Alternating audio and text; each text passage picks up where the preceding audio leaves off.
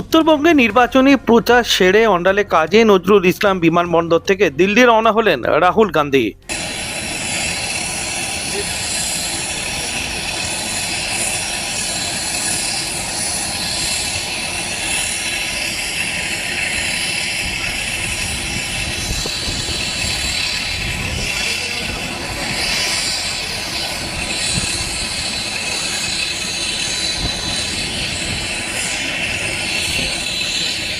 অন্ডাল বিমানবন্দরে রাহুল গান্ধীকে স্বাগত জানাতে ছিলেন কংগ্রেসের পশ্চিমবঙ্গের পর্যবেক্ষক গোলাম আহমেদ মীর, ছিলেন দুর্গাপুর পূর্বে কংগ্রেস প্রার্থী তথা পশ্চিম বর্ধমান জেলা কংগ্রেসের সভাপতি দেবেশ চক্রবর্তী সহ অন্যান্য জেলা কংগ্রেস নেতৃবৃন্দ।